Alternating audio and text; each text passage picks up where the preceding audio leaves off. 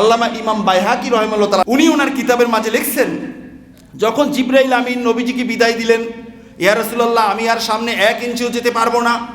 সামনে বেলাল রাদিয়াল্লাহু তাআলা আনহুর আওয়াজ শুনলেন, নবীজি যেতে যেতে যেতে যেতে রব্বুল আলামিনের একেবারে কাছে চলে গেলেন। সুম্মা দানা ফাতাদাল্লা, একেবারে কাছে চলে গেলেন। ফাকানা কাবা কাউসাইনে আও আদনা, তীরের ধনুক থেকে যখন তীর ছোড়া হয় দুই পাশ যেমনি ভাবে কাছে চলে আসে, ঠিক এমনি ভাবে রাব্বুল আলামিনের একেবারে সামনে চলে গেলেন রাসূলুল্লাহ সাল্লাল্লাহু আলাইহি ওয়াসাল্লাম। বলেন আল্লাহু আকবার।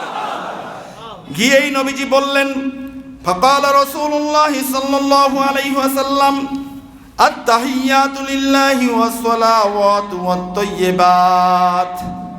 রাব্বুল আলামিনের হাবিব জমিন থেকে আল্লাহ রাব্বুল আলামিনের দিদারে গেলেন। আল্লাহ রাব্বুল আলামিনের কাছে গিয়ে কি হাদিয়া দিলেন? আল্লাহ রাব্বুল আলামিনকে হাদিয়া দিলেন রাসূলুল্লাহ সাল্লাল্লাহু আলাইহি ওয়াসাল্লাম আত-তাহিয়াতু লিল্লাহি ওয়াস সালাওয়াতু ওয়াত তাইয়্যিবাত।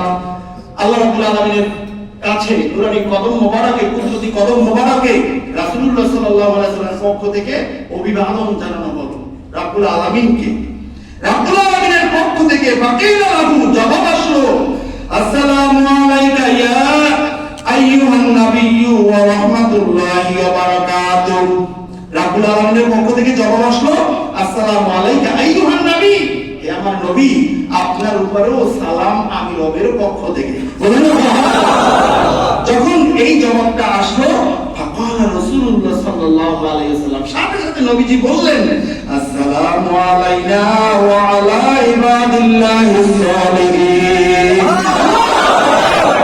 তো আল্লাহ তাআলাকে সালাম দিলেন, আল্লাহ তাআলা সালামের জবাব দিলেন, কথা তো শেষ। এখানে তৃতীয় পক্ষের কথা কেন আসবে? নবীজি উম্মতকে জমিনে রেখে গেছেন, উম্মতকে ভুলেন নাই। উম্মতের দয়া, উম্মতের জন্য মায়া কলিজার মাঝে আছে। এই কারণে নবীজি ওখানে গিয়ে বললেন, আসসালামু আলাইনা ওয়া আলা ইবাদিল্লাহিস সালিহিন। আজকে রাব্বুল আলামিনের দিদারের মাঝে, এই মেরাজের মাঝে আমি নবীর উপরে সালাম। আল্লাহ তাআলার পক্ষ থেকে বলা হলো, আসসালামু আলাইকা আইয়ুহান নাবিয়্যু ওয়া রাহমাতুল্লাহি ওয়া বারাকাতুহু। যখন বলা হলো, সাথে সাথে নবীজি বললেন, ইয়া রাব্বুল আলামিন, আমি নবীর উপরে আপনি রহমত দান করেছেন, বরকত দান করেছেন। আমি নবী তো আমার উম্মতকে ভুলি নাই, বরং আসসালামু আলাইনা, আমাদের উপরে আপনার সালাম, ওয়া আলা ইবাদিল্লাহিস সালিহিন, আর জমিনে যারা নেককার আমার উম্মত রয়েছে তাদের উপরেও সালাম। তাহলে নবীজি ওখানে গিয়ে আপনাকে আমাকে বলেন নাই, ঠিক কিনা বলেন? ইমাম বাইহাকি রাহিমাহুল্লাহ তাআলা ওনার কিতাবে আনছেন, আমার কাছে কিতাব আছে। এরপরে ফাকালাতিল মালাইকা আশহাদু আল্লা ইলাহা ইল্লাল্লাহ ওয়া আশহাদু আন্না মুহাম্মাদান আবদুহু ওয়া রাসূলুহু। এই ফেরেশতারা এই কথাটা বললেন, এটার মাধ্যমেই তাশাহুদ হয়ে গেল। বলুন না সুবহানাল্লাহ। তাহলে গোটা পৃথিবীতে যারা সলে, ওয়ালা ইবাদিল্লাহিস সালিহিন, যারা সলে বান্দা, যারা নেককার বান্দা, সব মানুষ যারা নামাজ পড়ে, আত্তাহিয়াত পড়ে কি পড়ে না? পড়ে। তো পড়লে এই আসসালামু আলাইনা ওয়া আলা ইবাদিল্লাহিস সালিহিন এটা আছে কি না? আছে। তাহলে এই দোয়াটা সবাই মনের অজান্তে আমরা পাই কি পাই না? পাই। যিনি নামাজ না পড়ে ঘুমান, উনিও তো পান। উনি কি পান? উনি পান। ঠিক কি না বলেন?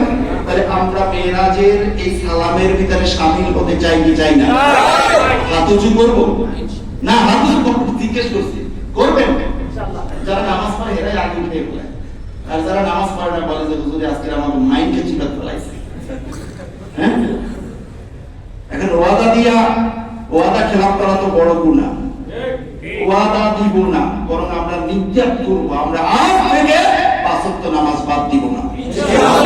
ফজরে যারা উঠতে পারেন না, 8টার সময় উঠেন, 8টায় উঠেই ওযু করে 2 রাকাত 4 রাকাত নামাজ পড়েন, সাথে আরো 2 রাকাত তওবার নামাজ পড়েন, অথবা সালাতুল হাজত পড়েন।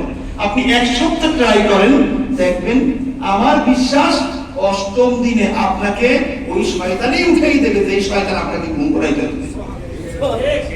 এটা হাদিস দ্বারা প্রমাণিত। শয়তানে কখনো কখনো মানুষকে হেল্প করে, কারণ শয়তান দেখে আমি যে অন্যায়টা করালাম, এই অন্যায়ের তওবা করতে গিয়ে সে তো আরো বেশি অর্জন করে ফেলবে। তখন শয়তানে তারে উঠাইয়া দেয়, শয়তানে তারে ভালো কাজে হেল্প করে, যে যা ছিল তাই করুক, বেশি এত বেশি ভালো দরকার নেই। কারণ শয়তান তো মানুষের ভালো দেখতে পারে না, ঠিক কিনা বলেন?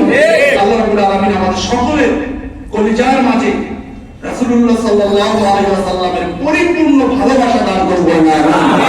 মেরাজ রজনীর এই হাদিয়াকে আমাদের সত্যিকার অর্থে হাদিয়া মনে করে আমল করার তৌফিক দান করবেন।